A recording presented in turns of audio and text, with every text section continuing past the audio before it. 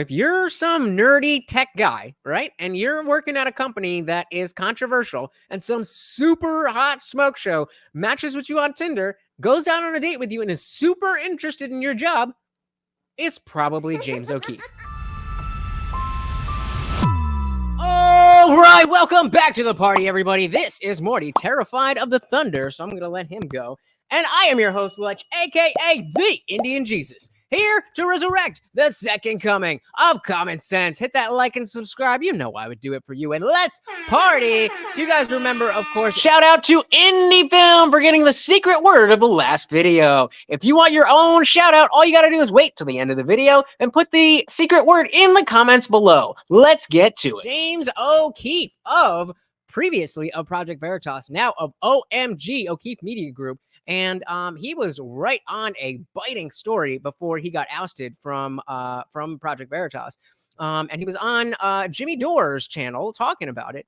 And so if you don't remember, let's just jump in. There's a little clip from the sting that we're talking about, and then we'll dive in. And now let me just show a little 15-second clip of that. People remember that you got a person who worked high up in Pfizer to admit on a date to an undercover camera a lot of nefarious stuff that Pfizer were doing, a lot of lies they were telling around COVID and their solution to COVID. I'll put it that way. I don't want to get taken off, but here's just a little bit of it. The fact that they're mutating the COVID viruses. Is this real life? I'm literally a liar. I was trying to impress a person on a date by lying. This is absurd. Don't touch me. Well, this is not, by the way, don't tell anybody. He's just working in a company to literally help the public. So there he is admitting that he lied. So if you don't remember the situation, this is Jordan Tristan Walker of working at Pfizer when all of this vaccine stuff was going down, and Anthony Fauci was in front of Rand Paul saying we didn't do gain of function. There was no gain of function. Senator Paul, you don't know what you're talking about. You're misinformed and this, all that, and going on and on and on and on and on. This guy here, Jordan Walker, released the information that they're not doing gain of function research, but they're actually doing directed evolution. Yet the biggest example of semantic obfuscation, something we talk about all the time, one of the main two reasons that political discourse has been destroyed in this country, one being dogmatic thinking and the second being semantic obfuscation, one of the biggest examples we have seen in modern history. And he got caught and he flipped out. But you know, Big Pharma, you know, the establishment, they're going to do what they want to do. And they took O'Keefe out. This video that Jimmy Dore is showing is the last thing that Project Veritas put out before James O'Keefe was ousted. He said, I'm lying about everything I just said about Pfizer and all their nefarious stuff that they're doing around COVID. So that was a huge undercover expose. We covered it. You got in trouble from YouTube for that, first of all, right? Correct? You know, I think so. If I recall, I think YouTube took that video down, although it remains on Twitter. It had like 40 million views on Twitter. It was the most watched video like ever. Yeah, we couldn't get, I tried to, when we were covering that story, I remember that I had pulled everything up on YouTube, and then by the time I was ready to play it, the videos didn't work anymore. So we had to go to the Twitter one. Why? Was there anything illegal? Was there anything against the terms of service? It just made Pfizer look bad, and we can't have that. I've ever done by a factor of like 10 times. Yeah. Now, how do you get that person who was undercover, getting that person to admit all that stuff? How does that happen? It's like the basic way I could explain is winning friends and influencing people. Undercover work is about finding what someone needs and fulfilling their need, building rapport with the subject, and frankly, just asking about them. It's amazing what people will admit to you when you ask about them and are genuinely interested in them as people. That's basically all it is. And if you're not familiar with James O'Keefe or Project Veritas at all, that is their bread and butter of doing investigative journalism, where they will find these people who are maybe not, super high C-suite at whatever company, but people who are in positions of power, who are abusing their power. And they have people who will go on dates with them with hidden cameras, and they slowly build up rapport like he's talking about. And then you act interested in them, and they spill the beans, and then it's all over the internet. If you remember, there was a teacher who was saying that they wouldn't hire any Christians and they wouldn't hire any conservatives. I mean, the list goes on. Definitely check out what Project Veritas has done. I have sworn off Project Veritas because of what they did to James O'Keefe, but now he is with OMG, Okeefe Media Group, so give them a follow. It's a lot of work. It's very expensive. It takes months to build these relationships, and sometimes we've met these people in airports, we've met these people at conferences or on dating apps. Whatever the icebreaker is, it is a long process to build their trust. Yeah. So if you're some nerdy tech guy, right, and you're working at a company that is controversial and some super hot smoke show matches with you on Tinder, goes out on a date with you and is super interested in your job, it's probably James O'Keefe. I mean, that's the kind of thing that when I grew up, reporters used to do all the time. And now they try to make it seem like it's criminal, right? How dare you? Well, that's it. I wrote a book about this called American Muckraker, and it goes back to that Noam Chomsky argument in a book he wrote called Manufacturing Consent, which is it's easier to take things at face value. It's riskier. It's to question and be skeptical of authority. It comes with more litigation. It's more difficult you burn your relationship with sources. You have to have these experts, and you can't question them. And that's You can't question them. You can't question them. What did I say at the beginning of this video?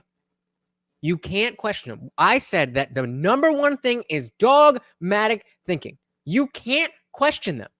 When you put people in this position of authority that cannot be questioned, you get bad results. If you agree, you will definitely find a home at the Indian Jesus Discord server where the party never ends. That's right, 24/7 we are in there hanging out. And after every single live stream, we go in for an after panel where you are not stuck behind your keyboard, but we are on screen with me and everybody else. You can come up if you want to, you don't have to, but either way, it is a fantastic time. Come on and join us.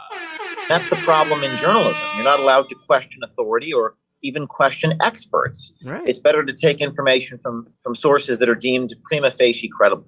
So what I've done in my life last 15 years is I've not done that. I've published unsanctioned information, and usually, most recently, in a very, very, very powerful people and very powerful interests, and some people view me as a liability because I do that.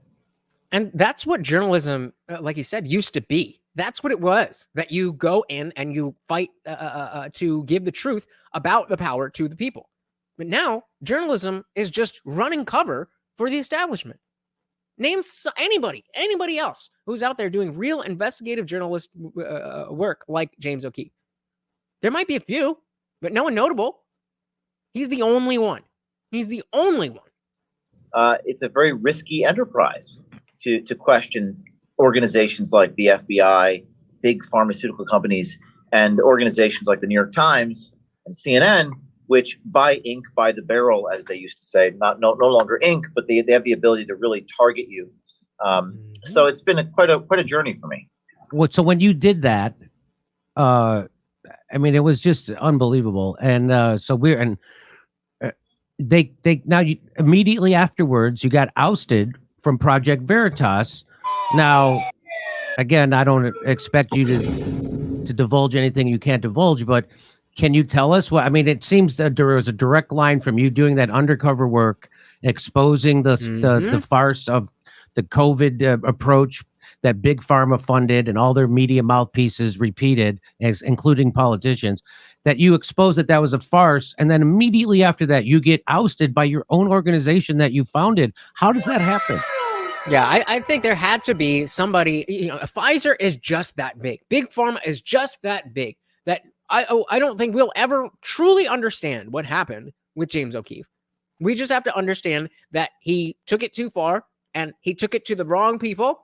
And when you've got that type of power and that influence in the world, they'll find a way. There was probably, it could be 1,000,001 different things. Somebody, a super high level Pfizer executive could have just randomly hit up somebody who works at Project Veritas and said, hey, I'll give you $1,000 to start this thing. And it was some paper where they said James O'Keefe was being inappropriate with other workers, and it was signed by a bunch of people. Most of the people who signed said they never even saw this behavior. They just signed on because they didn't like him. So it definitely seemed like an ideological thing. And I mean, thank goodness that he started up OMG, because we need James O'Keefe in this world. How does it happen? Well, it was either really, really bad timing. It was a few days after that investigation took place, and that really was all that changed in my life. The only thing that changed was the story that we broke, which was the biggest story ever, that I did, at least in my career. And perhaps, that's Dr. Robert Malone wrote a great article about this whole thing, which I encourage you to read. I think it was called the pathology that removed James O'Keefe. And Malone said it in words I can't, but it was a remarkable public relations success, and you would expect that there would be you'd expect that would be an amazing moment in time, but oftentimes the greatest achievements carry the greatest risks. The greatest achievements carry the greatest risks. And he certainly has been at risk. Shout out to Jimmy Dore and James O'Keefe for that. Definitely go check out the rest of the video. But I mean, it's just crazy. I know this is a little bit ago.